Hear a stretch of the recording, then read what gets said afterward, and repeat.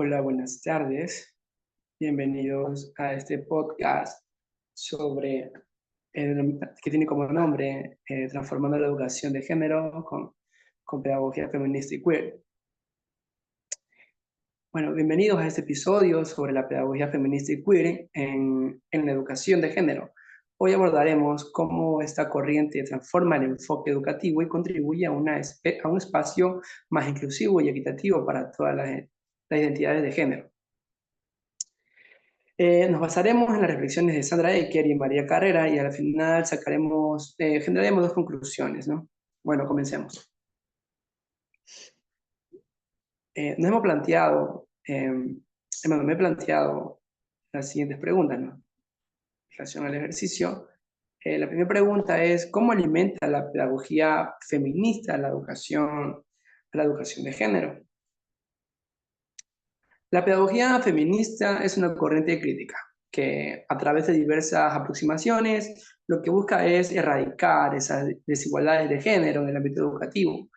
Se trata de un enfoque transformador que intenta desmantelar las estructuras jerárquicas y las prácticas tradicionales que perpetúan esos roles de géneros opresivos.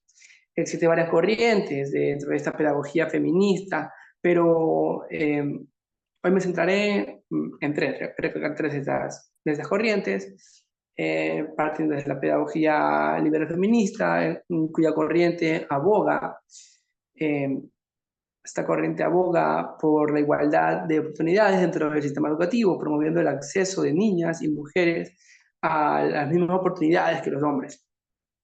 Un ejemplo práctico de esta pedagogía liberal feminista pues, podría ser un programa de becas y tutorías para que las niñas ingresen en el sistema de áreas STEAM, ciencia, tecnología, ingeniería y matemáticas, que tradicionalmente han estado subrepresentadas.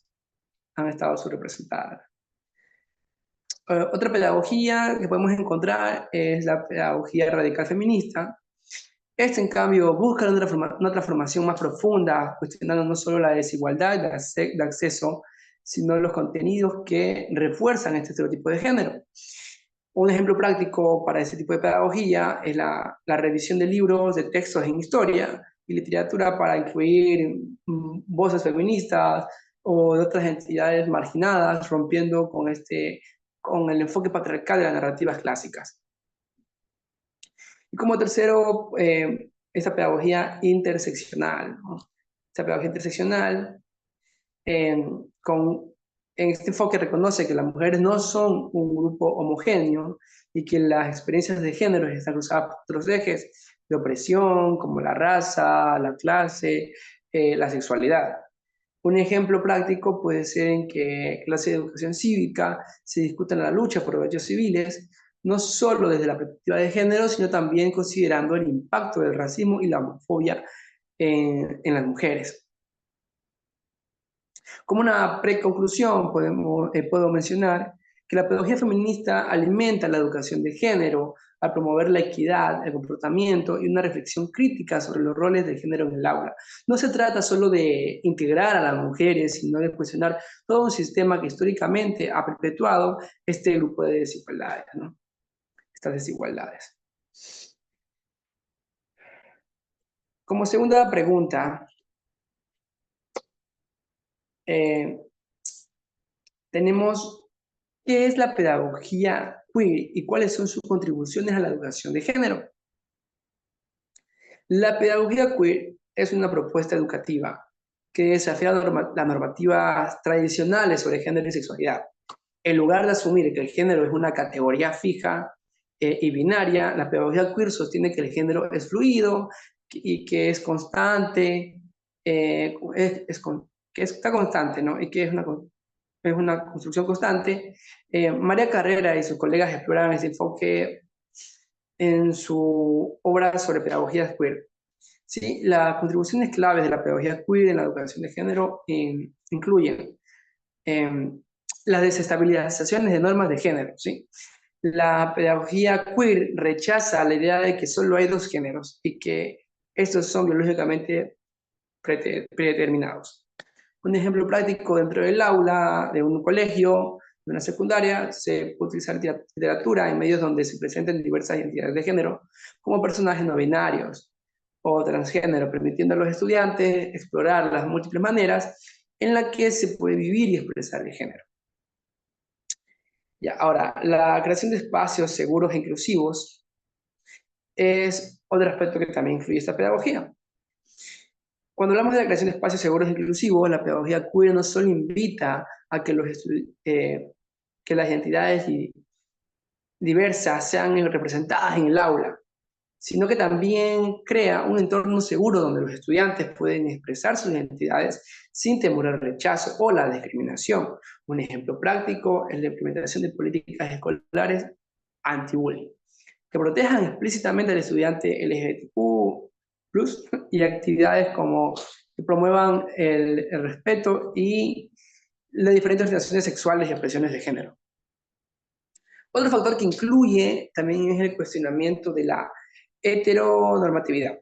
La pedagogía queer no acepta la heterosexualidad como norma, lo que abre la puerta a discutir múltiples formas de amor y de relación.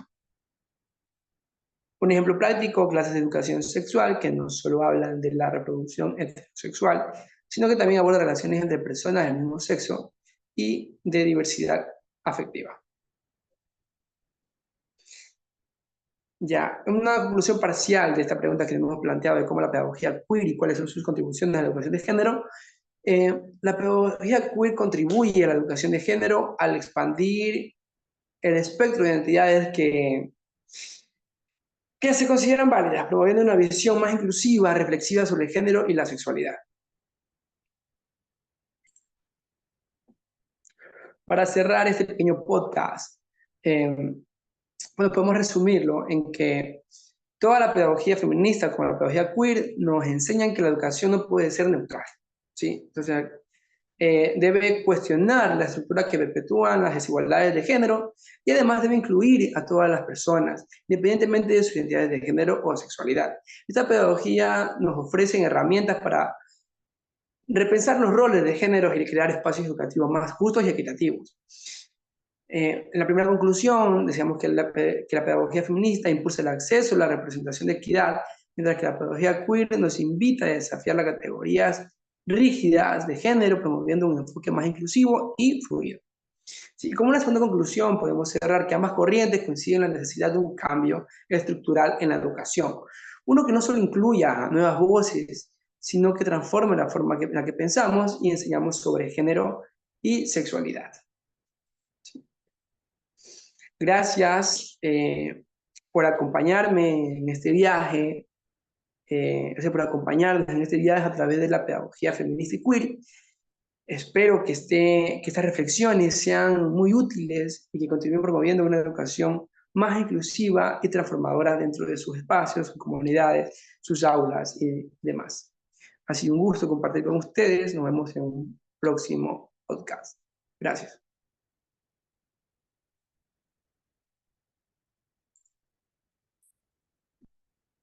Muchas gracias.